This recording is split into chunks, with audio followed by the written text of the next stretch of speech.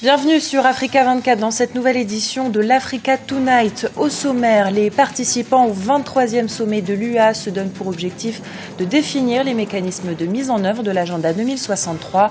Pour atteindre les objectifs de ce calendrier, nous verrons que la disponibilité en ressources humaines de qualité est une priorité.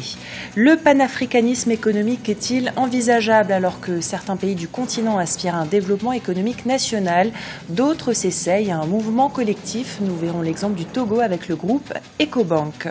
Et puis nous irons au Brésil où la Côte d'Ivoire est aux portes des 8e de finale de la Coupe du Monde de football. Pour y parvenir, les joueurs devront se défaire de la Grèce ce mardi au stade de Fortaleza. L'ouverture ce lundi à Malabo en Guinée équatoriale des travaux de la 25e session ordinaire du Conseil exécutif de l'Union africaine. Les ministres des Affaires étrangères sont réunis pour aborder les problèmes du continent avec un accent sur le développement de l'agriculture. Pablo Obamaossa et Policarpo Edoumassa. Pour dynamiser le secteur agricole sur le continent. Ce dimanche, le premier forum africain de l'agroalimentaire s'est tenu dans la cité de l'unité africaine de Sipopo en Guinée équatoriale. Objectif, mettre au point la transformation de l'agriculture africaine pour la prospérité et l'amélioration des conditions de vie pour tous. Les experts pour le développement de ce secteur ont tenté lors de leurs travaux de cibler les opportunités et stratégies concrètes pour une croissance inclusive dans le domaine de l'agriculture pour ainsi participer au développement durable de l'Afrique.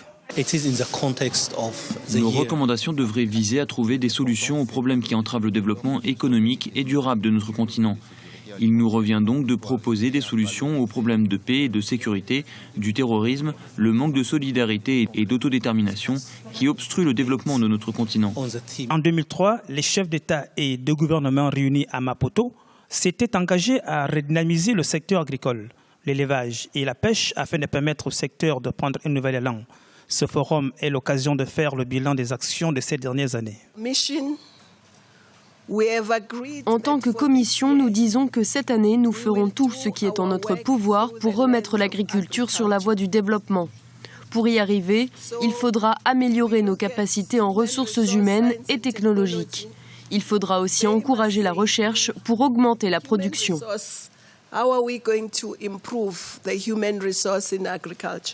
Pour atteindre les objectifs de Maputo, les participants souhaitent l'apport du secteur privé pour favoriser les investissements et ainsi contribuer de façon efficace à la mécanisation et à l'industrialisation de l'agriculture sur le continent. Une attention toute particulière doit être faite aussi aux femmes et aux jeunes pour qu'ils s'intègrent plus facilement dans les métiers agricoles. Restons à Malabo où les participants au 23e sommet de l'UA se donnent pour objectif de définir les mécanismes de mise en œuvre de l'agenda 2063. Pour atteindre les objectifs de ce calendrier, la disponibilité en ressources humaines de qualité est indispensable.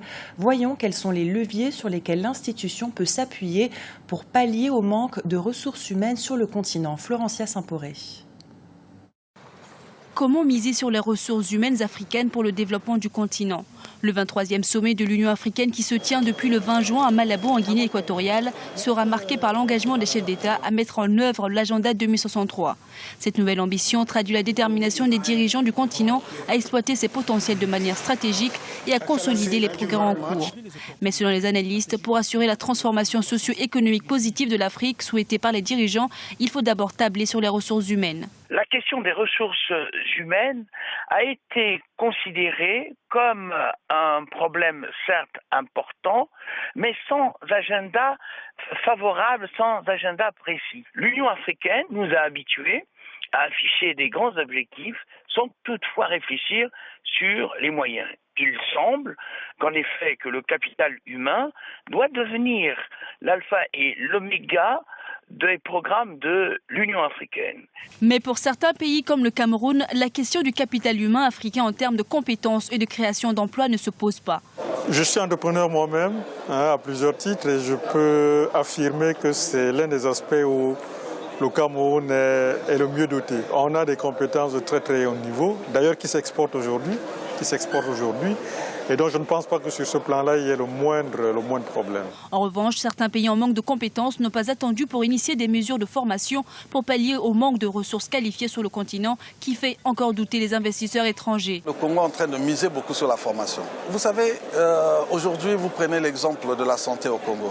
On est en train de construire plusieurs hôpitaux généraux et des CHU dans tout le pays.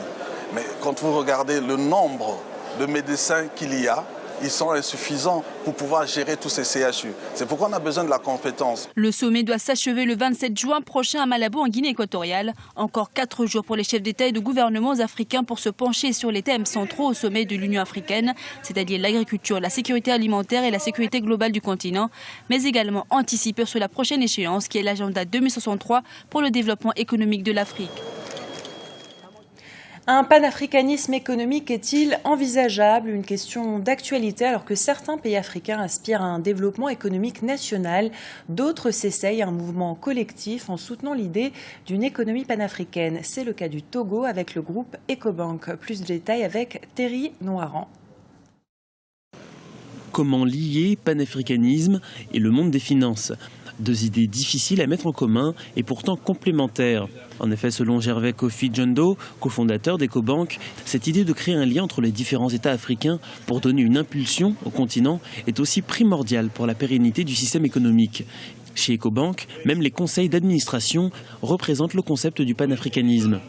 Les filiales que nous avons des conseils d'administration qui est composé des hommes d'affaires venus de partout. Venus, puisque nous avons 36 filiales, chaque conseil d'administration a un nombre au moins entre 10 et 12. Et c'est des hommes qui venaient de toute la région. Il ne suffit pas d'avoir des conseillers venant des 4 coins de l'Afrique, il faut surtout toucher les populations, les intéresser à ce système. Nous avons des produits qui sont des produits pour faciliter le commerce intra-africain, par exemple. Nous avons pas mal de choses que nous faisons, que nous mettons en place pour donner confiance aux Africains, pour aller de plus en plus à la bancarisation. Vous voyez, c'est très important. Pour l'heure, le taux de bancarisation en Afrique est de l'ordre de 8%, ce qui fait de ce problème un des premiers défis économiques du continent. Raison de plus pour les banques africaines de rester au plus près des populations locales pour encourager cette dynamique. Direction la Côte d'Ivoire où la société ivoirienne de banque souhaite révolutionner le secteur bancaire. Pour cela, le directeur de la CIB, Daouda Koulibaly, a mis en place plusieurs stratégies de développement. Des stratégies basées sur la nette progression qu'a connue la banque entre 2009 et 2010. L'épargne collectée a atteint une croissance de 28% malgré la crise électorale qui avait secoué le pays. Florencia Saint-Poré. La société ivoirienne de banque occupe une place de choix dans le paysage de la finance ivoirienne. Avec près d'un tiers de l'épargne collectée, elle représente un acteur de premier plan du développement de la Côte d'Ivoire, mais également de la zone UEMOA. Daouda Koulibaly, premier subsaharien à la tête de la filiale du groupe bancaire marocain Attijari Wafa Bank depuis 2012, aborde la nouvelle dynamique et la nouvelle vision de la banque. Je pense en fait ce qui fait la particularité de la cible. C'est depuis en fait quelques années, nous avons en fait un type de travail, travailler en mode projet. Donc vous brisez en fait donc les barrières hiérarchiques. À partir de ce moment, donc le petit en fait employé, à partir du moment où il fait partie de l'équipe, il a la même valeur en fait que le directeur qui est dans le projet. Et c'est d'ailleurs pour ça que nous avons donc des succès. C'est comme ça que nous avons pu en fait mener à bien tout le projet structurant depuis que le groupe Attijari est arrivé. Le directeur général de la société ivoirienne de banque, Daouda Koulibaly, a été notamment élu par la Confédération générale des entreprises de Côte d'Ivoire, meilleur manager de l'année 2014, dans la catégorie du dirigeant d'entreprise non propriétaire. Une récompense saluée par le lauréat. Quand j'ai eu en fait cette distinction, je l'ai partagée avec mes collaborateurs. Ce que je leur ai dit, c'est le fruit d'un travail collectif. Je pense à travers donc ma personne, donc manager de l'année. C'est en fait toute la cible, en fait toute l'équipe, la cible en fait donc qui est récompensée. Donc les méthodes elles sont simples, hein, donc la rigueur, c'est le travail, c'est le professionnalisme et c'est le travail donc en équipe. En même temps que de nombreux défis attendent le directeur général pour conforter la croissance de la banque, la société ivoirienne de banque devrait enregistrer une nouvelle progression de son produit net bancaire en 2014. Entre le bon sens et l'alternance absolue, c'est le titre du tout premier ouvrage de Michel Innocent Peya. À travers ces pages, le commissaire lieutenant-colonel congolais souhaite éveiller la conscience des Africains. Pour l'auteur, le régime démocratique calqué sur le modèle occidental ne s'adapte pas à l'environnement culturel du continent. Aminata Diak. Les pays africains ont connu une réorientation fondamentale après leur accession à l'indépendance. Ils ont été nombreux à établir leur propre orientation politique et se forger leur identité nationale. C'est au début des années 90 que l'Afrique entame une nouvelle transition qui marque le passage vers la démocratie. Aujourd'hui, l'heure du bilan pour le concept a sonné, un constat chaotique selon l'écrivain congolais Michel Innocent Peya. En ce qui concerne la démocratie africaine, nous avons constaté que 55 ans, justement après l'accession de pays africains aux indépendances, le bilan est chaotique, très chaotique. L'Afrique ne fait que régresser dans les guerres, dans l'instabilité totale. Il nous revient à nous, Africains, de réfléchir qui est derrière réellement cette instabilité politique. Il nous revient à nous de réfléchir. Est-ce que c'est parce que nous nous optons pour l'alternance absolue ou bien pour le bon sens? Entre le bon sens et l'alternance absolue, l'Afrique à la croisée des chemins, son ouvrage paru en avril 2014, où l'auteur estime également que les régimes démocratiques calqués sur le modèle occidental ne s'adaptent pas à l'environnement culturel du continent africain. L'Afrique n'était pas prête à aller à la démocratie, à l'occidental, oui, il faut le préciser, parce que l'Afrique, depuis la nuit des temps, a une sorte de démocratie qui existe et qui n'était pas jusqu'à nos jours appliquée. Et nous avons pensé qu'après le chèque de la démocratie à l'occidental, il est peut-être temps que l'Afrique fasse recours à sa propre démocratie et qui est adaptée aux valeurs et aux mœurs de l'Afrique. Michel Innocent Peya se présente comme quelqu'un qui veut alerter les États africains qui se battent pour leurs concepts économiques, politiques et socio-culturels. Il exhorte les Africains à dépasser la culture du complexe qui les amène à adopter les réalités des autres. Place au sport avec la suite des matchs de la Coupe du Monde de football au Brésil. Pour la première fois de son histoire en 3 participations, la Côte d'Ivoire pourrait se qualifier pour les 8e de finale. Pour y parvenir, les joueurs devront se défaire de la Grèce dans le dernier match de la phase de poule du groupe C. La rencontre sera à suivre ce mardi à 20h GMT. Guillaume Durand. La Côte d'Ivoire est à 90 minutes d'une qualification historique pour les 8e de finale de la Coupe du Monde. Lors de leurs 2 premières participations mondiales, les éléphants avaient hérité de poules très relevées, comptant notamment l'Argentine et les Pays-Bas en 2006 et le Brésil et le Portugal en 2010. Dernier obstacle cette année, la Grèce, avant de porter plus haut encore les couleurs du continent africain. La sélection phare de notre continent à cette Coupe du Monde reste la Côte d'Ivoire. C'est la sélection la plus expérimentée. La sélection de Côte d'Ivoire, on parle de joueurs, on parle quand même de Yaya Touré qui mène le bal dans cette sélection-là. C'est quand même un des 5 ou 6 meilleurs joueurs du monde. À son poste, pour moi, c'est le meilleur joueur de la planète.